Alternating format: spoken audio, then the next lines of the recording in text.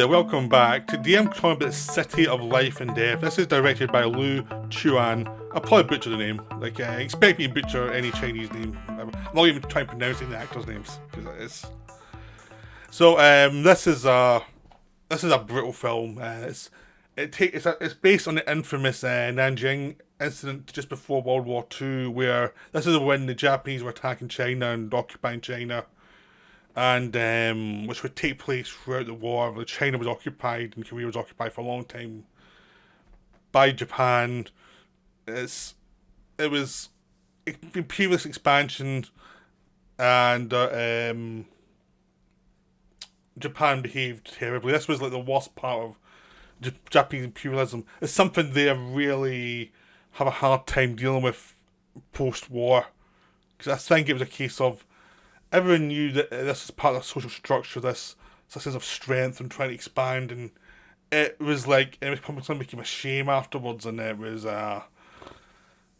became something no one wanted to talk about, because sort of like the Germans, who they were allies with, they'd let their military really take over and go crazy, and these ideals that had driven their society had gone to insanity, and they were just destroying people. I mean, if you want more about this period, you can try The Human Condition, which shows the Japanese in China and in all this area,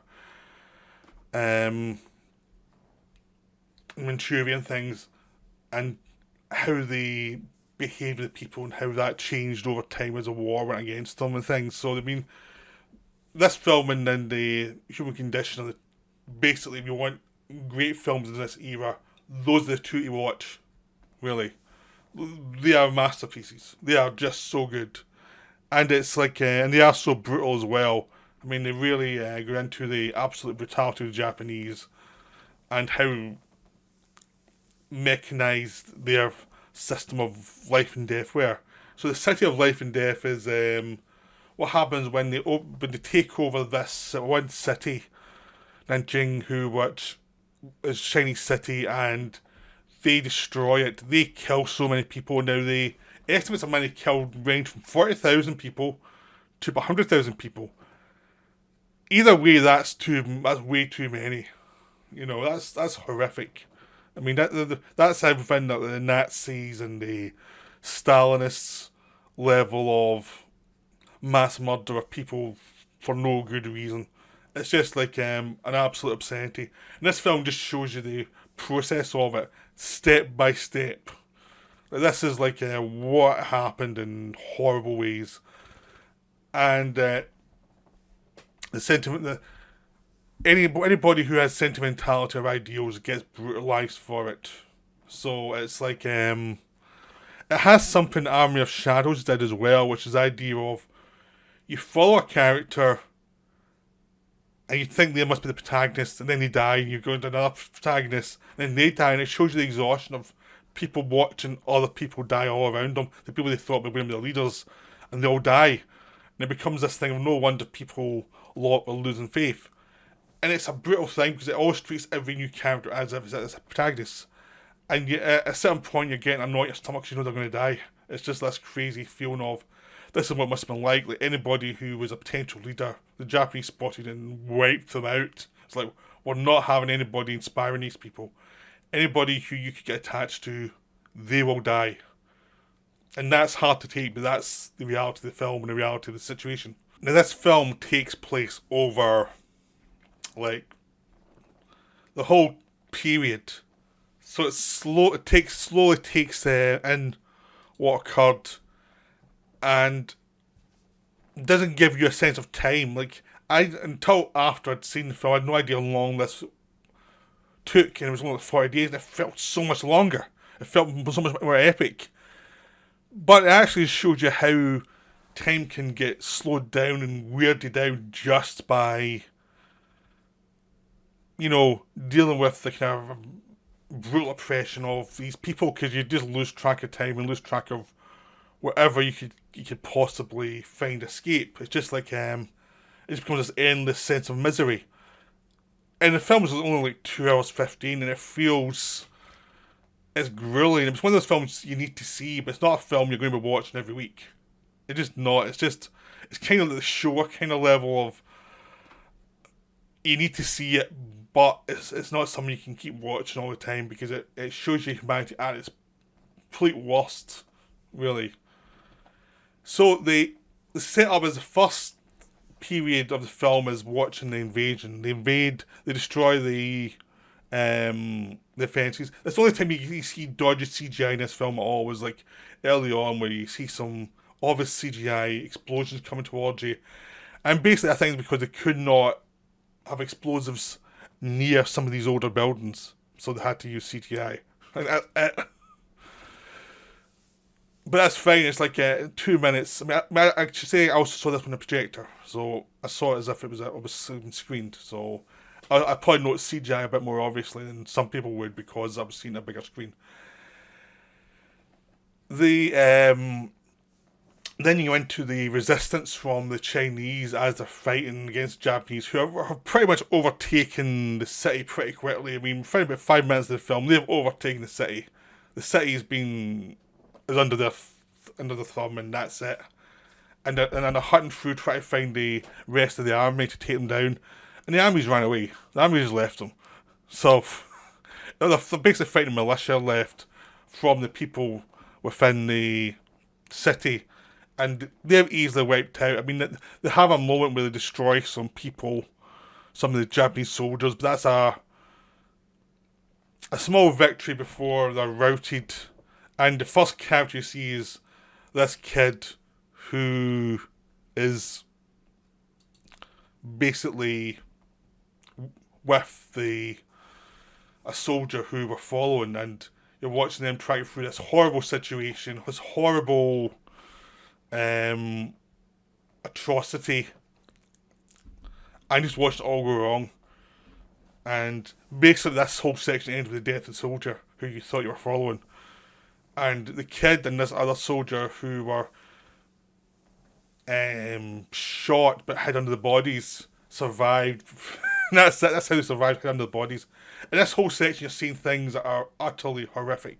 I mean, really horrific. You see these, all these, the people who are fought back. You see them in pretty camps, and they're getting executed one by one in different ways, but they're getting executed. And it's just brutal. There's no sense of humanity. It's just like you're getting executed. That's it. And we're going to let you know you're going to get executed. So you're in a group that have then moved out. You hear the shooting, and you see all these people in a line getting gunned. There's like massive people as far as I can see, and the Japanese take machine guns to them, and you're just seeing this wave of people falling. And it's just horrific. It's just some of the most upsetting images you'll get in a film. This is all done in black and white. The whole film's in black and white. And it has a weird mood and depression to it, which suggests there's no way out. It's not done for sentimentality. It's like there's no way out. It just adds to the feeling of trauma. Then you go into the survivors in the safe zone, which is actually run by this German who's a Nazi, but he actually is trying to protect them because he's as far away from them as possible. But it shows you the complexity of the whole situation. And he's trying to write home and get aid for this, and it's being ignored completely. Because the Germans do not want to upset the Japanese because they're obviously going to become allies with them. So there's a safe zone, but the safe zone's always been invaded by the Japanese in subtle ways just to cause havoc and cause them to leave the safe zone and get killed. And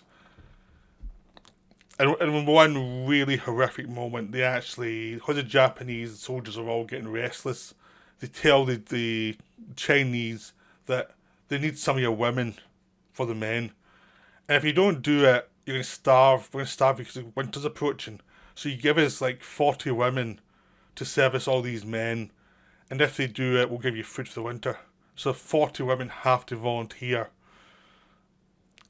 And most of them die. They're basically screwed to death. And if the few that survive come out and they're mad and have to get shot, and it's like, you know, and there's maybe a few that actually escape and get back to the safe zone, but they're just shells of people. There's other instances where they come in and rape some Chinese women as well, just rape them. And It doesn't matter what age they are, if they're young, it doesn't matter, they're just going to rape them anyway.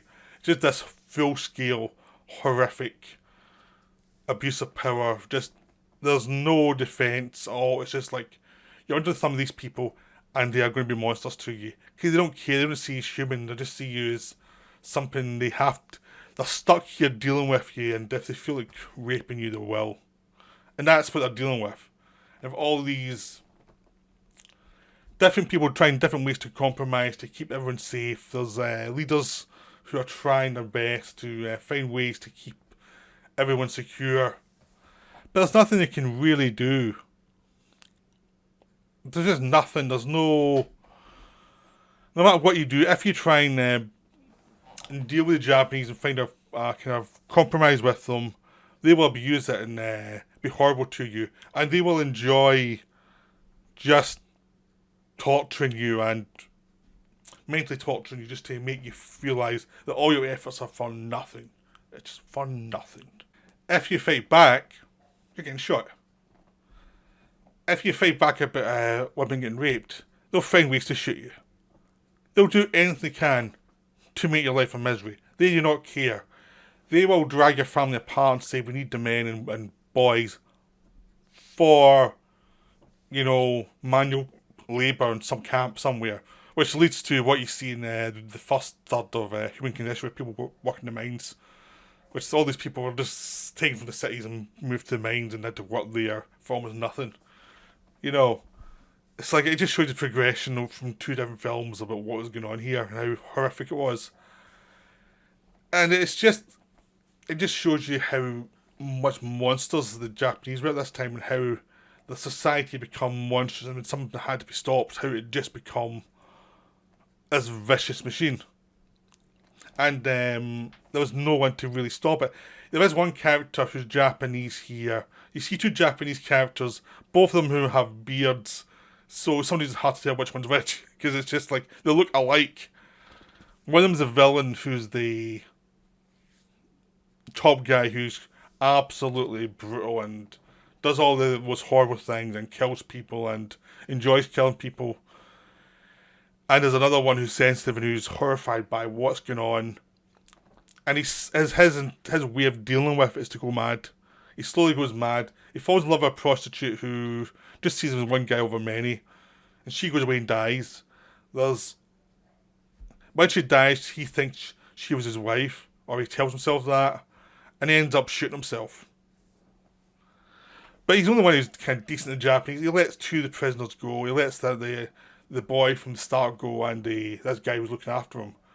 That's the only bit of humanity you see here. That's the only bit of hope. And one of the guys who compromise themselves gets his pregnant wife out. That's it. That's the only. Everyone else dies horribly. Like everyone else who are people who are trying to help out are killed. There's a worker who's trying to help who's like intermediate between the Japanese and the Chinese, and she's trying to find ways to fight against them all the time, like legally. And she's working with Americans trying to stop this atrocity. And she tries to cheat everything just because it's the only way to try and save as many lives, and she ends up getting shot. It's just utterly brutal. That's the spoilers, but as soon as you see them, they're going to die.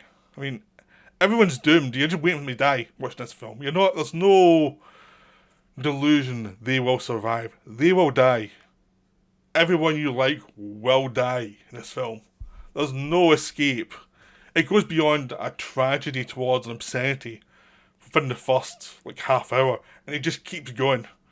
And it's just like there's no sentimentality, there's no escape, there's no nothing. Everyone will die horribly.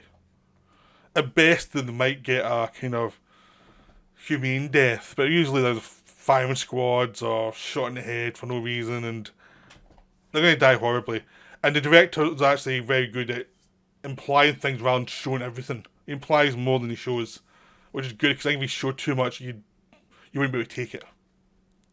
So he knows what he needs to show and what he needs to just imply. So this is a full-blown masterpiece. This is some film you have to see. I mean, it is just it's a film I was putting off watching for a while because I knew it was going to be hardcore. I'd heard it was hardcore. It was like, And it was pretty brutal. So I was like, I'm putting off it. I'm putting it off. I'm putting it off. Yeah, I finally got around to watching it last week. And it was as brutal as I expected, if not more. It just is. It does have that similar effect you get when you watch something like Shore, where you are just seeing the worst part of humanity. Just the worst. The things you would like not to have ever happened. The stuff that we try and look away from, that we don't want to deal with because it shows humanity at its worst. It shows you how horrible we are when we're capable of. And just how it's. There's no one race above this. Every race has done this in the past at some point. Everyone. You know. And this is why the Chinese hate the Japanese. Well, one of the many reasons, but this is the recent one. This is the one that the director getting death threats for making this film actually having a Japanese soldier who's actually decent. That caused me to get death threats. Because the Chinese hate the Japanese because of this. Even now, this is like, how dare you have done this type of thing. This is like, it's still a kind of thing of real hurt over what happened here. And the Chinese soul that isn't going away anytime soon. And this film just brought it back up. The horror of what had happened. It's just one of those films that brings home nationalism is a bad idea if it's unchecked. Really, if you need nationalism is a bad idea generally. It's okay to bring a country together, but if it goes unchecked, it can come really mad and really psychopathic, which happens here. And you see the Japanese at their worst here. It's just a horror show. But it has to be seen so you can just... I mean, you have to endure it, really. I mean, if you're a serious film watcher, you have to watch this film. You really do. It's similar, you have to watch Come and See as well. There's certain films you have to watch. You know, if you're a serious film watcher about war, you have to watch these films. There's no escape, you have to watch them. So, I'm sure this was not the most enjoyable one to watch, but I hope you enjoyed hearing about it and making up your own mind whether to see it or not. But I think you really should. I think you really should, because it really is something special. It's something it really should be seen. It's just a wonderful film about some of the worst parts of humanity. Okay, that's me for now. I'll be back soon for another video. Right, bye.